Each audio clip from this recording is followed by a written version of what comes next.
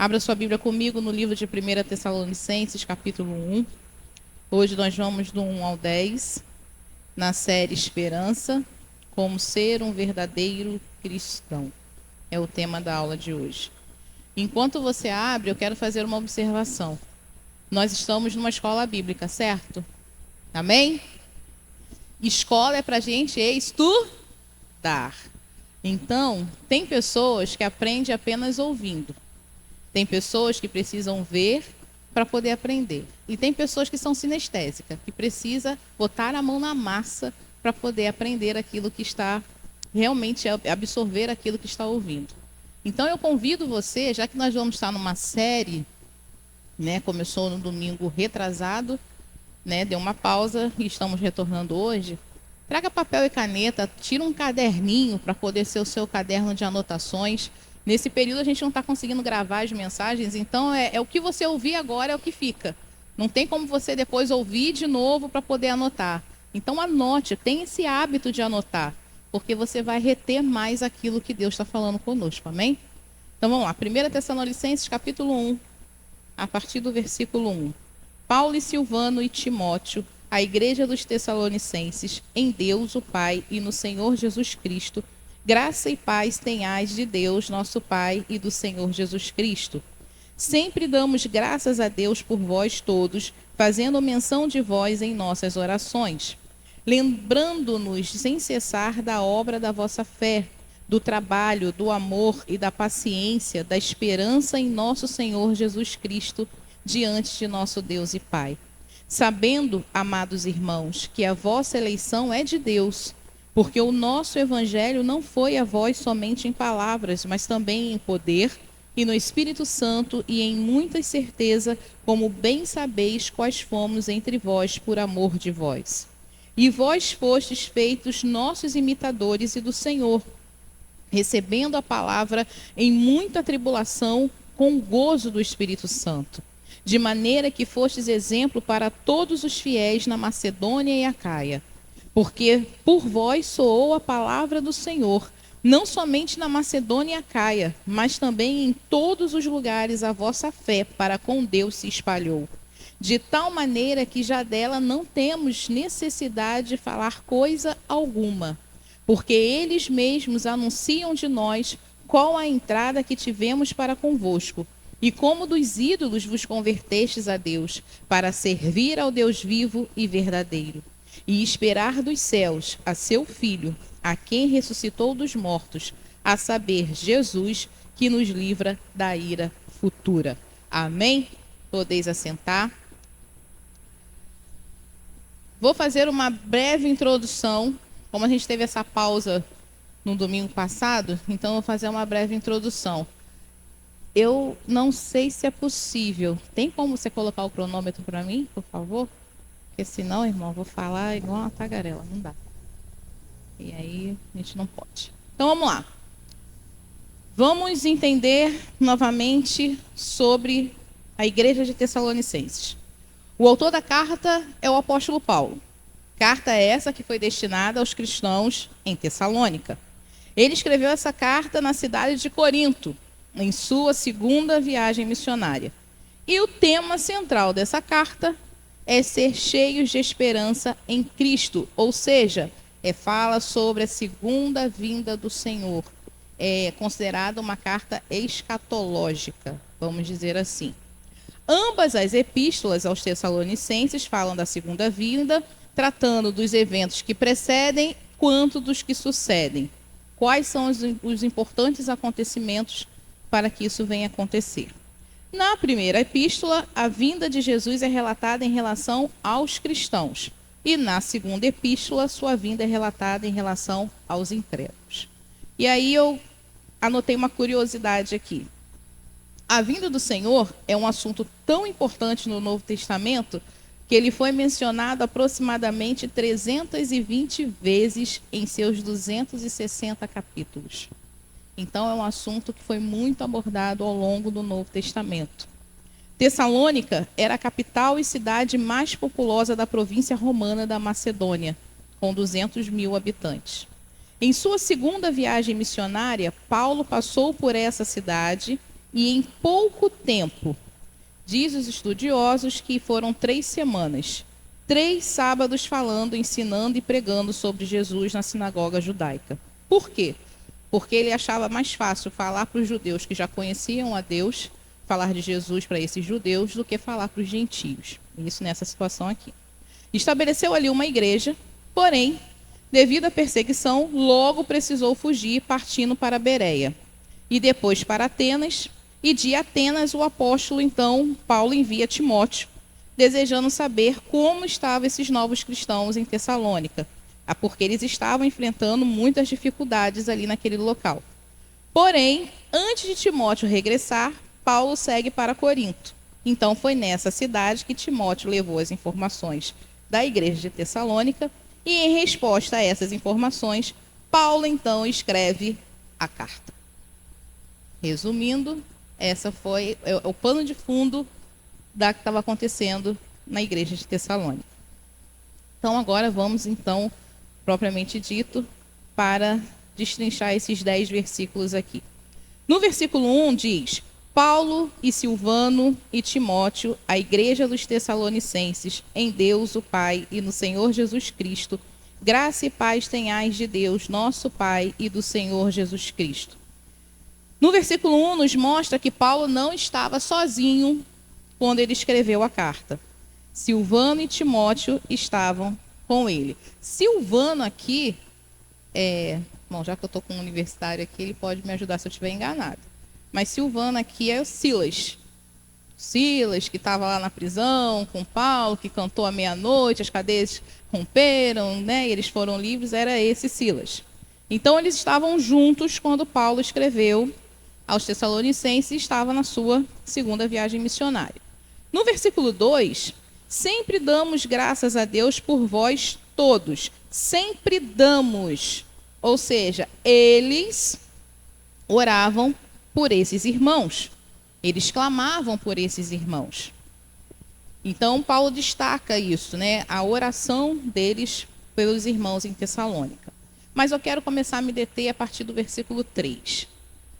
Lembrando-nos, sem cessar, da obra da vossa fé, do trabalho do amor e da paciência da esperança em nosso Senhor Jesus Cristo, diante de nosso Deus e Pai.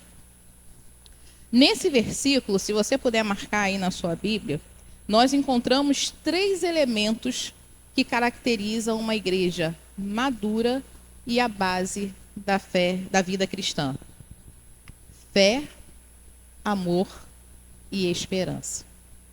São os 3 elementos que caracteriza, né, que dá a base da nossa vida. Qual é a fé? No versículo 9 diz: porque eles mesmos anunciam de nós qual a entrada que tivemos para convosco, e como dos ídolos vos convertestes a Deus. A fé aqui mostra como os irmãos que receberam a palavra através do apóstolo Paulo, eles deixaram os ídolos e se converteram a Deus. Através de uma fé verdadeira, genuína, eles abandonaram tudo que eles conheciam para servirem a Deus. E aqui eu me fiz algumas perguntas e quero fazer essas perguntas para vocês. Nós entendemos que os irmãos em Tessalônicas renunciaram a tudo que acreditavam e se entregaram a Deus de todo o coração. E nós? Se é um elemento para a base da vida cristã, nós já deixamos a idolatria, já renunciamos a tudo que nos afasta de Deus, já nos convertemos a Cristo verdadeiramente? É uma pergunta que nós precisamos fazer diariamente, muitas das vezes. Porque às vezes a gente acusa muito as pessoas que estão lá fora. Ah, porque é um idólatra. Ah, porque faz coisas que não agradam a Deus. Porque é uma prostituta. Porque é um ladrão. É um vendedor de substâncias ilícitas. Porque é um bandido. A gente classifica pecado nesse nível. Porém, dentro da igreja, Existem pecados que às vezes a gente encara como não. Por exemplo, muitos de nós somos idólatras, sabia disso? Você sabia que de repente você é um idólatra? E às vezes você não sabe que é, ou finge que não sabe que é? Que tipo de idolatria? A marido, a filho, a casa, a carro, a trabalho, conta bancária, cartão de crédito. Nossa, como eu idolatro. Tem gente que idolatra roupa, tem gente que idolatra porque viaja muitas vezes. O que você tem colocado no lugar de Deus? Porque idolatria é isso. O que colocamos no lugar de Deus?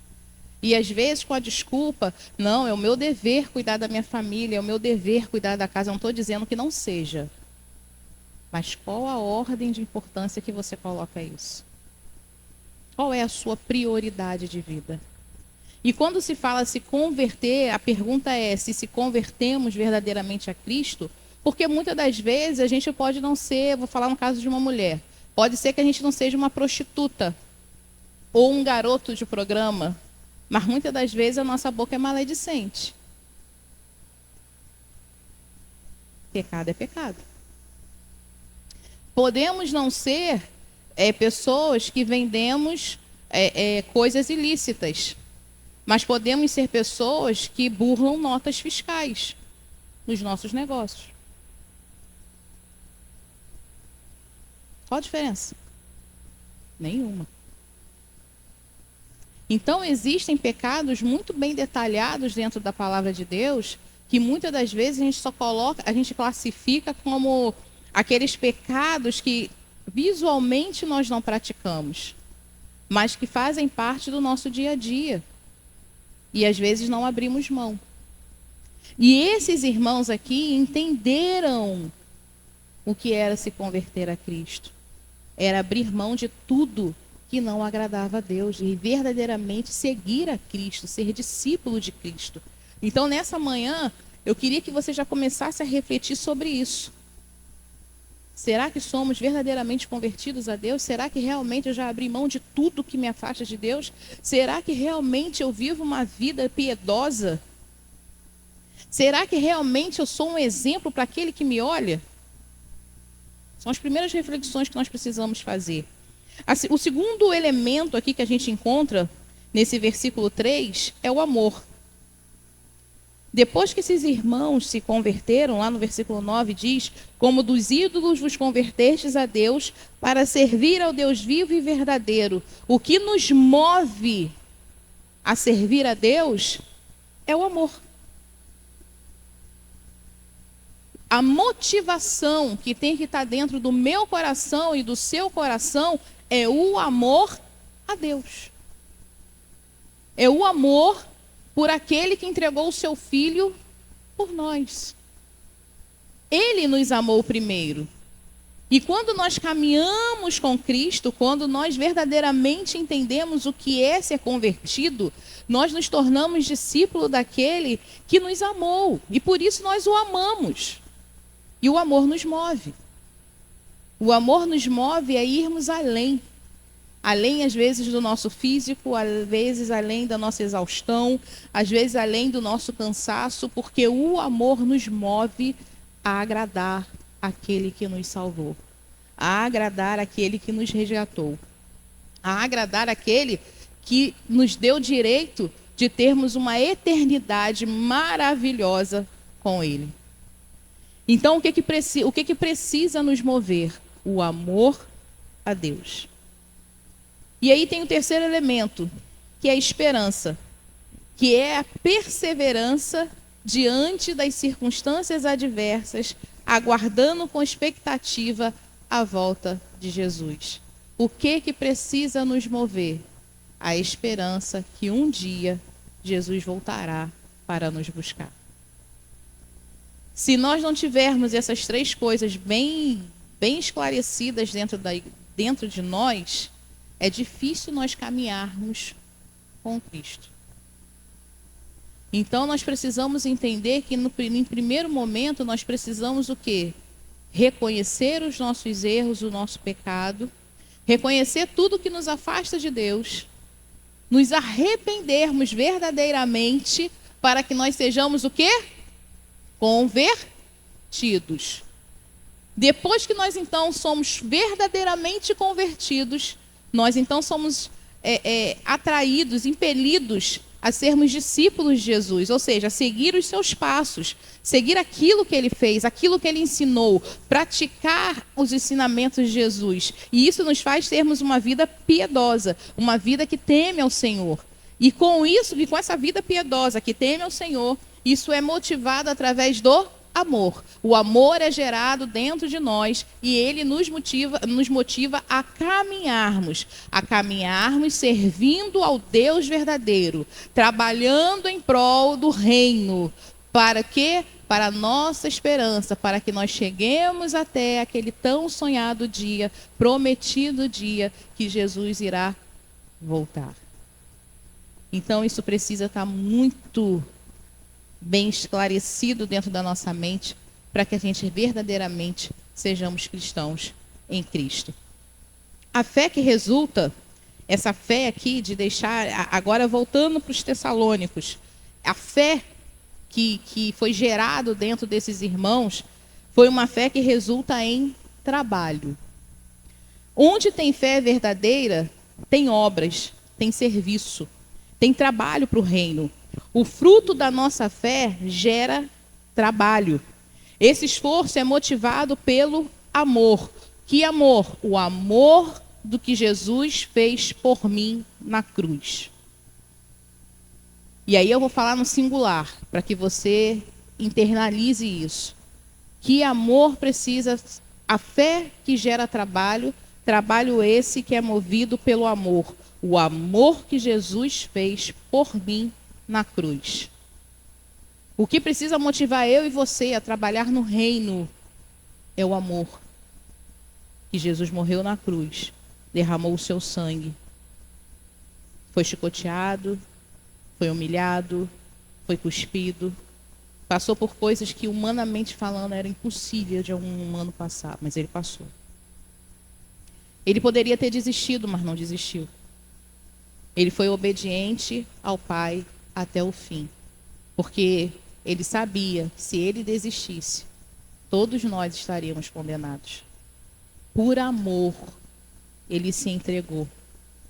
E hoje nós temos essa esperança viva, ou pelo menos deveria estar viva, dentro de mim e de você. Então o que nos motiva é o amor. E o trabalho suado, exaustivo, cansativo, porque tem momentos que é muito cansativo.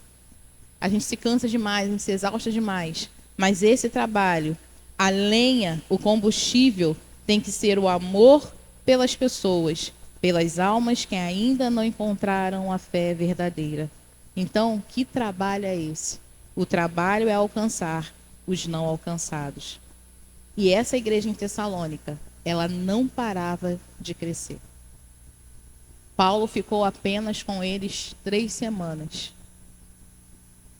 Porque ele precisou sair fugido, como nós vimos na introdução. Mas aquilo que Paulo plantou, aquilo que Paulo deixou, foi tão concreto, foi tão palpável, que mesmo em meio às tribulações, à perseguição, aquela igreja não parava de crescer. E isso era fruto da fé, do amor e da esperança que se tinha dentro de cada um deles. Hoje, muitas das vezes, nós vemos igrejas o quê? Atrofiadas. O que precisa acontecer para que haja crescimento? Cada um que está dentro da igreja precisa ser movido pela fé, pelo amor e pela esperança. Porque quando nós entendemos isso, a gente acaba querendo fazer o quê? Compartilhar. Você não quer só para você. Você quer dividir aquilo que você tem de melhor. Então você quer mostrar para a pessoa que ela tem um futuro. Que ela tem esperança. Está tudo ruim, vai ficar bem pior. Mas há esperança. Isso aqui é passageiro, a gente só é peregrino aqui. A nossa casa não é aqui, a gente vai voltar para casa. E quando a gente fala isso com convicção, com alegria, a pessoa passa, estou passando com tantas dificuldades, por tantos problemas, mas a esperança, Há um futuro glorioso nos esperando. Mas isso precisa estar dentro de nós. A gente precisa estar expressando isso. Agora a gente indo para o versículo 4 e 5 diz assim: sabendo, amados irmãos, que a vossa eleição é de Deus, porque o nosso evangelho não foi a vós somente em palavras, mas também em poder e no Espírito Santo, e em muita certeza, como bem sabeis, quais fomos entre vós por amor de vós. As provas de serem escolhidos por Deus era além da palavra compartilhada por Paulo, mas também pelo poder e plena convicção. Porque o nosso evangelho não foi a vós somente em palavras, mas também em poder e no Espírito Santo. Sem poder e convicção do Espírito Santo, não adianta a pregação. Sem o Espírito Santo, não há salvação. Não importa a eloquência e oratória da pregação. Se não tiver o poder, se não tiver o Espírito Santo, não adianta, porque não haverá salvação. Paulo pregava Cristo a partir das Escrituras. Ele não prega filosofia, direito, política, não. Ele prega somente Cristo, explicando e provando. O impacto da pregação de Paulo naquela cidade foi tão grande, mas foi tão grande, que aí a gente consegue destacar 4 pontos da sua pregação. O primeiro ponto, a pregação de Paulo era centrada na palavra, falando das Escrituras e explicando sobre ela. Lembra que o lema aqui da nossa igreja é pregando a palavra através de, explicando a palavra através da palavra? Paulo fazia isso. Ele era centrado na palavra. Quando ele queria falar de Jesus, ele não inventava muita coisa, não. Era a palavra. Se eu tenho que falar de Jesus, eu tenho que falar de quem? É dele. E aonde eu pego a informação dele? Na palavra. Então, ele era muito centrado na palavra. Um segundo destaque da pregação de Paulo, que era uma pregação revestida de poder. Isso aqui faz total diferença. Era uma pregação revestida de poder. Isso está relacionado à unção, que está relacionado à busca. Quanto mais você busca, mais cheio você é. Quanto mais cheio você é, mais você exala a Deus. Mais que você exala a Deus, mais Deus te usa. E quanto mais Deus te usa, mais a sua voz chega onde você não imagina que ela possa chegar.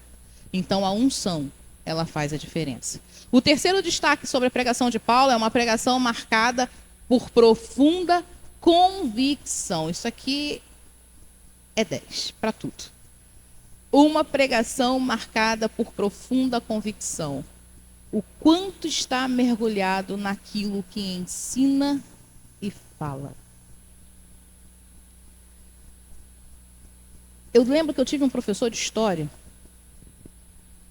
Paulo. O nome dele era Paulo. E quando aquele homem entrava na sala, ele abria o livro, via o tema da aula dele, ele sentava na mesa, diante daqueles 30, 40 alunos dentro da sala, e ele começava a explanar. E ele começava a explanar. E ele parecia que ele passava a ideia para a gente que ele viveu naquele tempo. Porque era assim, pela sala.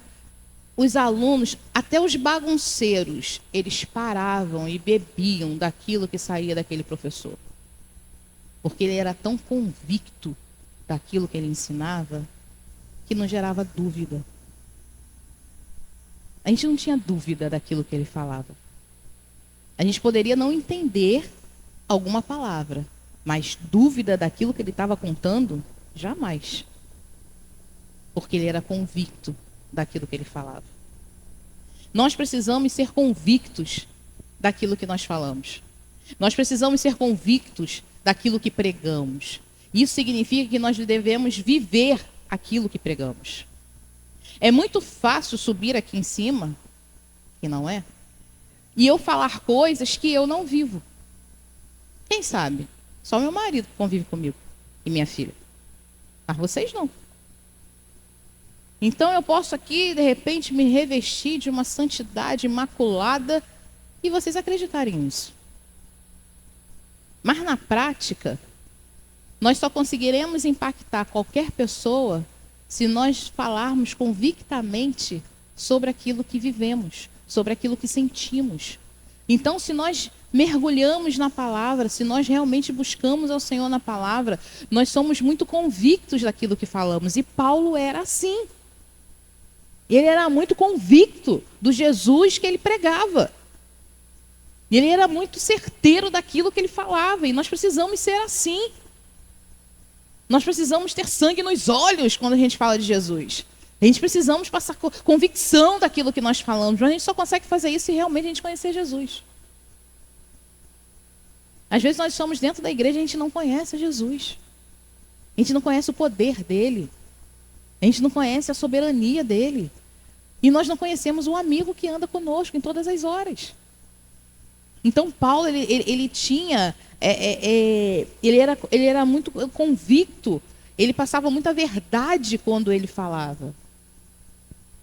Então, uma pregação que eu amo de Paulo é quando ele fala lá no, como é que é o nome do lugar? Lá grande, que ele fala do Deus desconhecido, e ele começa a falar, ele começa a pregar. Gente, você tem que ter convicção daquilo que você vive. Nós precisamos ter convicção daquilo que nós vivemos para poder realmente pregar Cristo de maneira fluida, de maneira tranquila, tipo, de maneira que as pessoas parem, nossa, essa pessoa anda com Deus. Essa pessoa conhece a Deus. Essa pessoa conhece a Jesus. Eu consigo sentir isso na palavra dela, na fala dele. Então Paulo ensina isso. E um quarto destaque na pregação de Paulo, ele era movido por amor. Todas as viagens missionárias de Paulo tinham o objetivo, pregar sobre Jesus, porque ele era movido pelo amor. Se ele não fosse movido pelo amor, você acha que nas primeiras dificuldades de Paulo... Gente, vamos ser sinceros.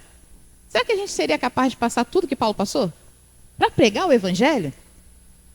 Ah, por favor, Senhor, é muita prova, eu não vou não.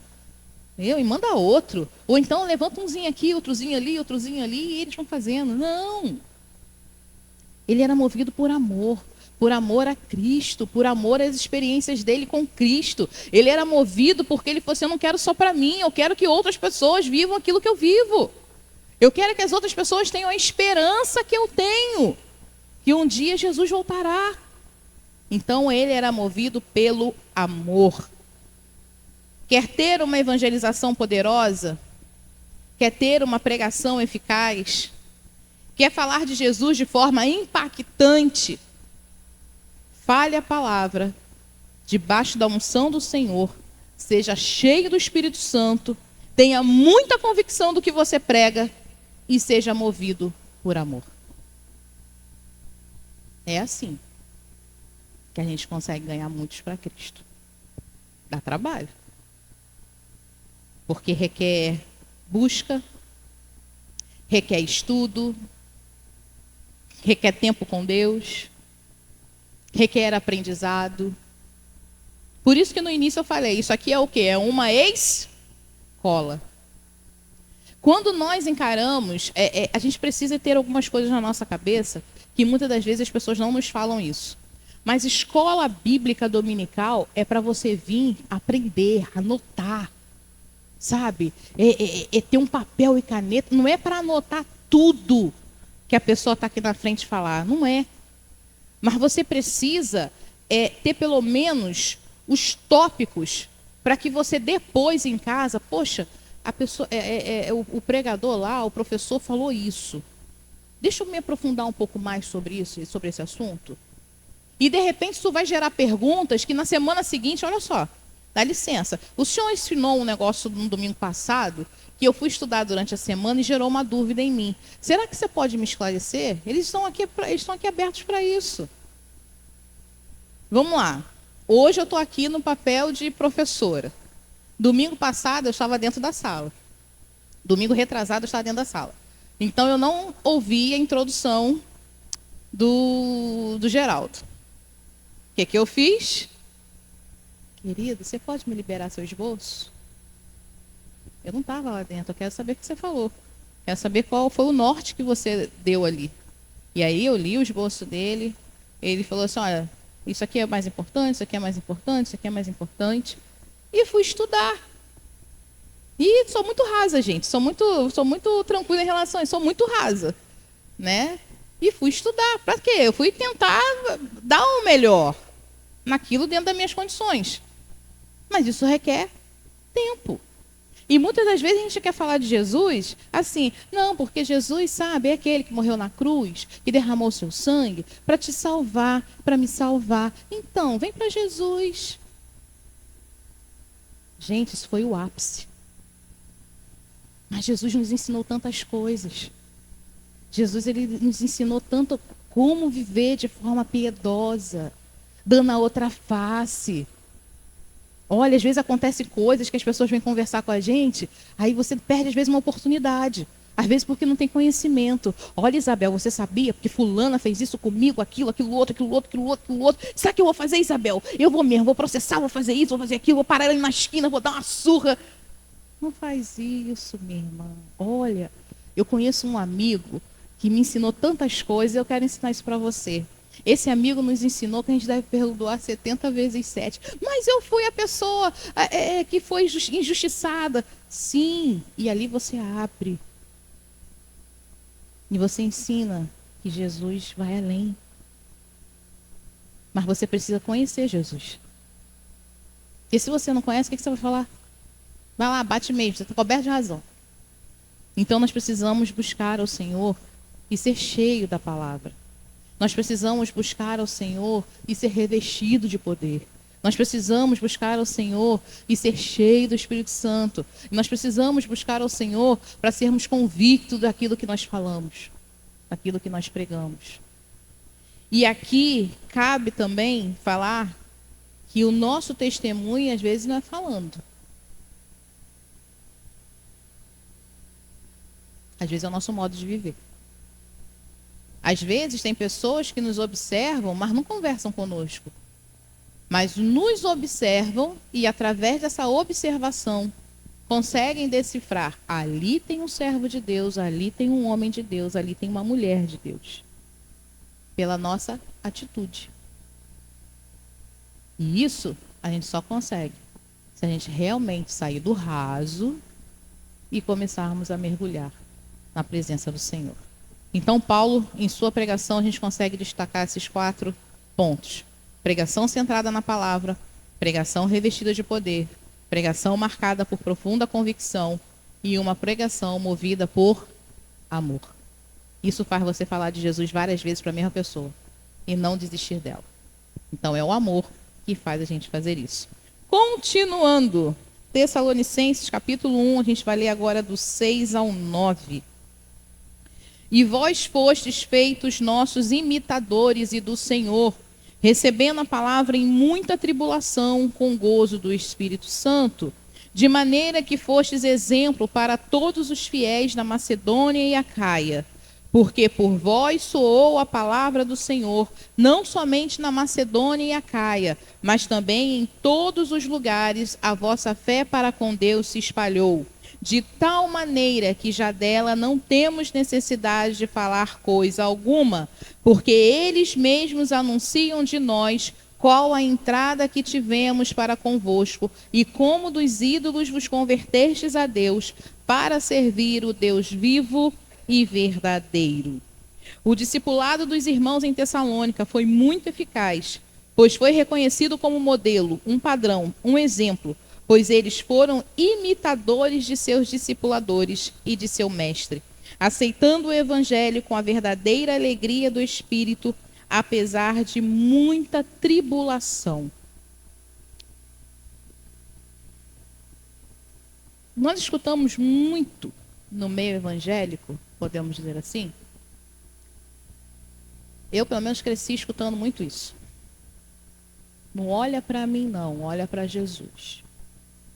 Não me imita, não. Você tem que imitar Jesus. Olha, não se distraia com a minha vida, não. Vai para a Bíblia.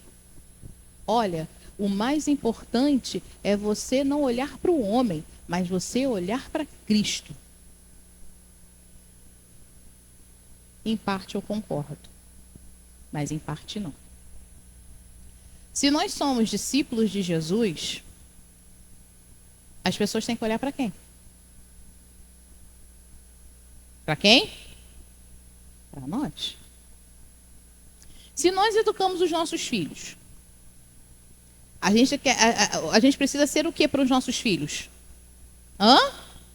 Exemplo.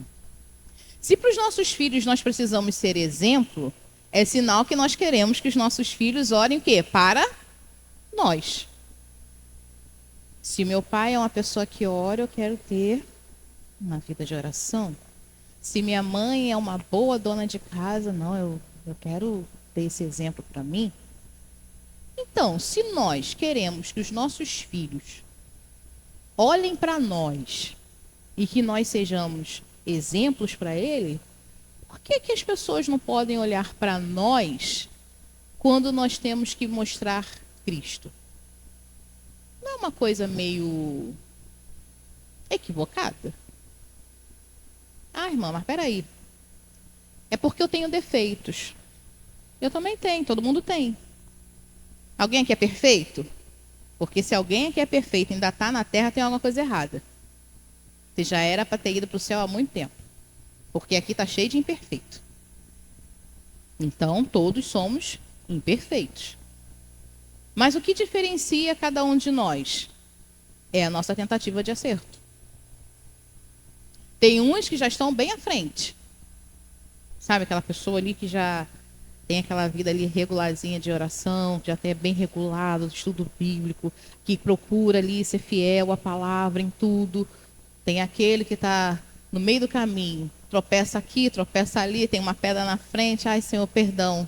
Falei que não devia, não fechei a boca na hora que tinha que fechar, né? E assim, mas preciso me acertar, preciso me ajustar.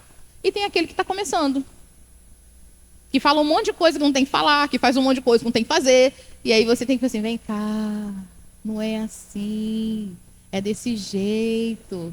É por que é desse jeito? Lá na empresa onde eu trabalho, tem um crente que faz isso, faz aquilo outro, faz aquilo outro. Por que eu tenho, então, que não, tem que perdoar, eu tenho que calar a boca quando o chefe estiver nervoso, porque né, eu tenho que. A palavra branda, a placa furou, que a placa furou nada, eu tenho que partir para cima mesmo.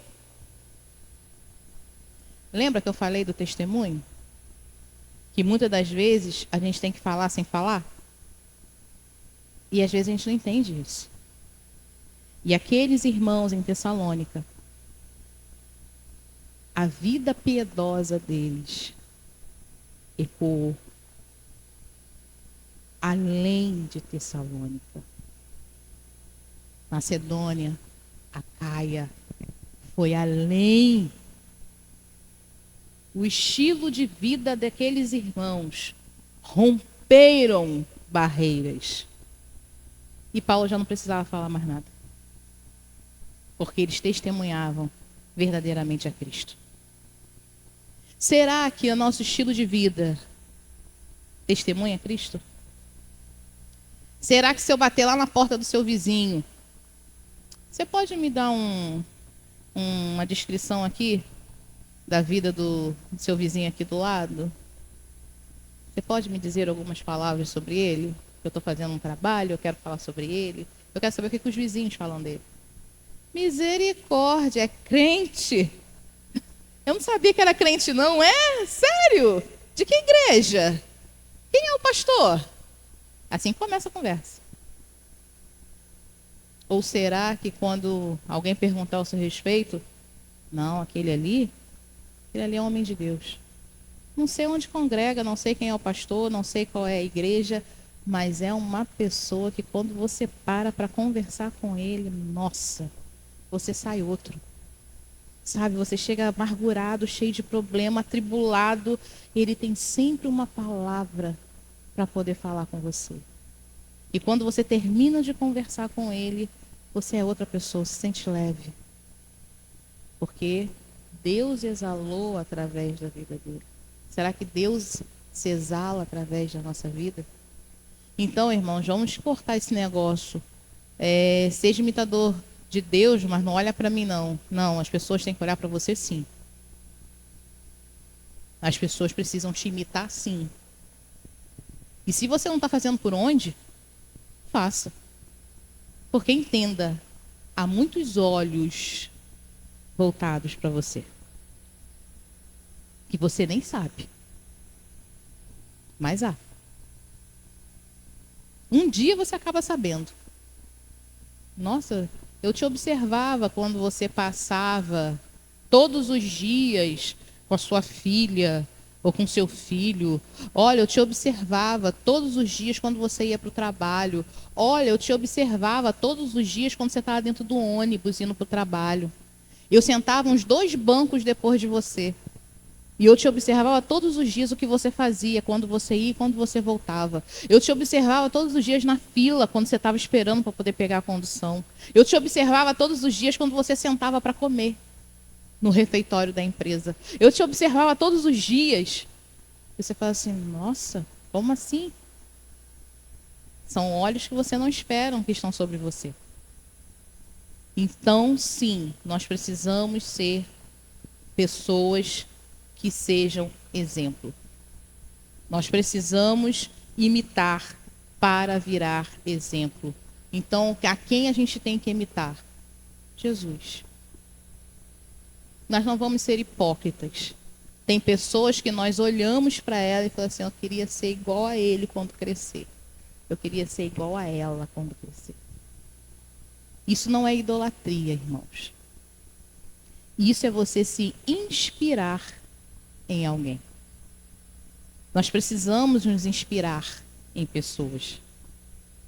Nós somos seres humanos, seres sociáveis. Então nós precisamos nos inspirar. Então tem pessoas que inspiram. Tem pessoas que você olha assim, nossa, eu queria ter um pouquinho do conhecimento que essa pessoa tem.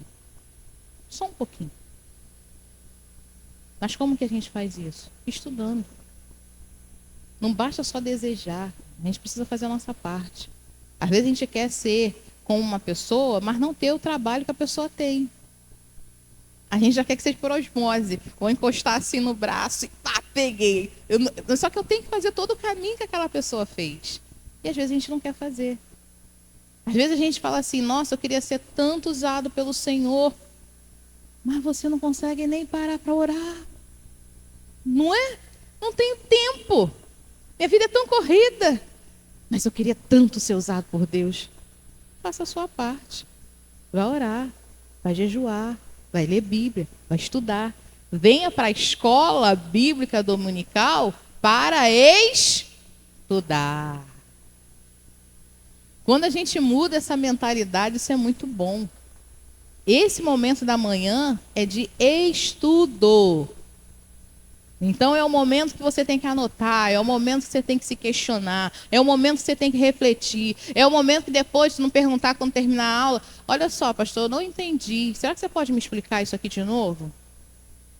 Eu estou com dificuldade para entender isso aqui. Sabe por quê? Porque quando você não entende, quando você só vem como ouvinte, isso em qualquer lugar, você senta e escuta.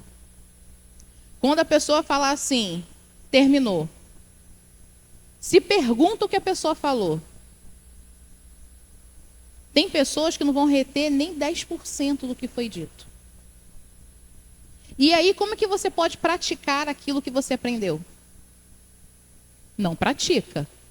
E se você não colocar em prática aquilo que você aprende, você tem como crescer, desenvolver, evoluir? Não. Como que a gente sabe que os nossos filhos estão evoluindo quando eles estão na escola? Eles precisam fazer o quê? Uma prova. Precisam fazer um teste, precisam fazer uma prova, precisam fazer um trabalho. Eles precisam mostrar o conhecimento que eles adquiriram. Aqui é você e Deus. O conhecimento é passado. Agora, o que você vai fazer com esse conhecimento no seu dia a dia é com você e o Senhor. Então, entenda, quando você vem para a escola bíblica, você está vindo para a escola. Então, anote, aprenda. Por quê? Porque as pessoas precisam te imitar. Você precisa imitar para que você se torne exemplo. E você se tornando exemplo, você vai se tornar um modelo, imprimindo nos outros a vida de Cristo. Nós vamos começar os pequenos grupos, né? Para valer. Convidando as pessoas para elas poderem vir. Vocês acham que vocês lá vão ser o quê? Hã? Exemplo. As pessoas vão olhar para quem? Para vocês. Para nós. Quando chegar a nossa vez. Vão olhar para nós. Então vocês precisam ser imitadores de quem? De Cristo. Para que vocês possam imitá-lo, para que as pessoas olhem para vocês e imitem vocês, porque vocês são discípulos de Cristo. Então as pessoas precisam primeiro ver Cristo em nós e através de nós, para depois elas começarem a imitar. Então que sejamos esse exemplo. E para finalizar, 1 Tessalonicenses, capítulo 1, versículo 10. E esperar dos céus a seu Filho, a quem ressuscitou dos mortos, a saber, Jesus, que nos livra da ira vindoura. Precisamos manter a esperança viva em nossos corações todos os dias.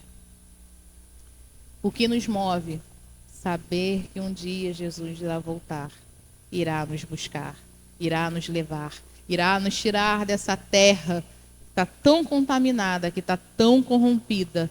Essa é a nossa esperança. Lembra que lá no versículo 3 nós falamos de 3 pilares, né, de 3 bases para a vida cristã? Fé, amor e esperança.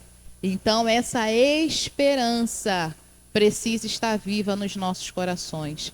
Ah, irmã, mas eu passo tanta luta, eu passo tanta dificuldade. Os irmãos lá em Tessalonicenses também passaram.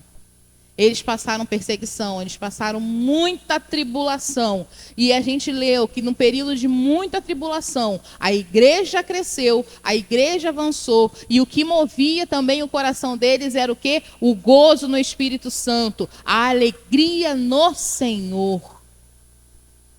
Eles eram movidos por fé, por amor, por esperança, porque eles sabiam que naquele grande dia Jesus iria voltar. Era uma igreja perfeita? Não.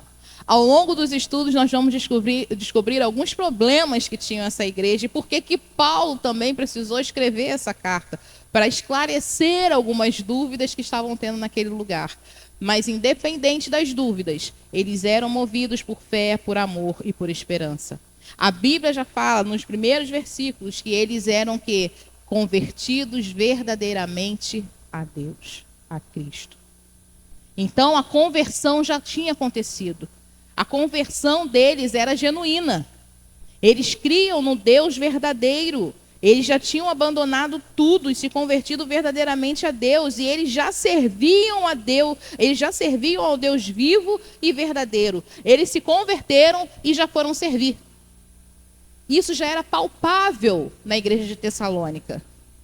Mas dúvidas surgiram ao longo do caminho. E aí Paulo precisou escrever a carta para sanar essas dúvidas. Mas a base já estava feita. A base estava pronta. Eles já sabiam o que tinham que fazer. E tanto sabiam o que tinham que fazer que ecoava o que eles faziam. Foi além de Tessalônica, chegou na Macedônia, chegou em Acaia e se espalhou. Então que nós venhamos exalar esse bom perfume. Que nós venhamos a ter uma base sólida na presença do Senhor. Que nós verdadeiramente sejamos convertidos a Cristo. E que nós venhamos servi-lo em amor. Que não seja porque alguém pediu para você fazer, mas que você seja movido pelo amor. E não se esqueça dos 4 pontos da pregação de Paulo.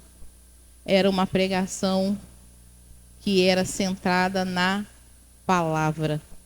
Então, tudo que você for falar, meu irmão, minha irmã, Seja centrado na palavra.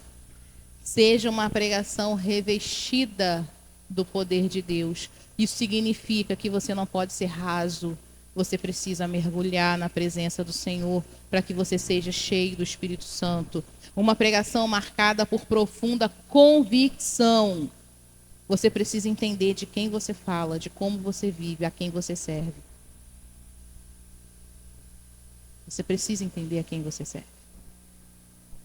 Quem é o Deus que você serve? Quem é Jesus Cristo na sua vida?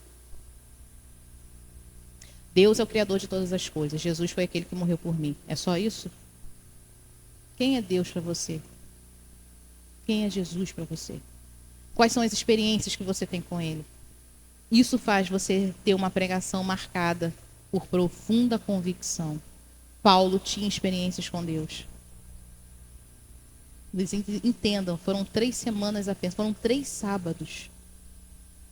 O suficiente para gerar uma igreja cheia da presença de Deus.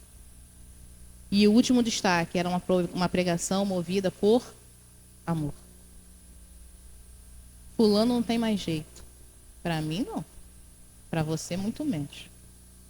Mas quem dá a última palavra? Quem faz a obra? Deus. Qual é o seu papel e o meu papel? Falar, orar, ensinar. Mas quem vai fazer o resto é Deus. Que venhamos aprender com a igreja de Tessalônica. Que venhamos nos espelhar nessa igreja que se moveu através da fé, do amor, do trabalho e da esperança. Amém? Se coloque de pé, vamos orar. Senhor Deus e Pai, muito obrigado por essa manhã. Obrigada, Senhor, pela Tua palavra. Obrigada, Pai, por cada irmão que aqui está, cada irmã. Senhor, fala aos nossos corações. Continue falando conosco, Senhor. Aquilo, Pai, que eu não consegui colocar em palavras, mas que o Teu Santo Espírito possa falar em cada coração, possa falar em cada vida. Que possamos, ó Pai, seguir o exemplo dessa igreja, que possamos ser pessoas que as outras olhem para nós e vejam o Senhor brilhando através de nós. Que o nosso andar, que o nosso viver, que o nosso falar, que o nosso pensar seja, Senhor amado, a Tua palavra, seja a Tua presença, seja, Senhor, a Tua pessoa, a Tua presença em nós. Que o Senhor possa, Paizinho, continuar conosco. Que o Senhor possa ministrar aos nossos corações. E que o Senhor nos ajude, Pai, por favor, a praticarmos a Tua palavra. Porque se nós não praticarmos, nós não vamos sair do lugar onde estamos. Nós vamos continuar parados. Por isso, Pai, nos mova em amor. Mantenha viva a esperança da Tua volta. E nos ajude, Senhor amado, a trabalhar para o Teu reino. Em nome de Jesus. Amém, Senhor.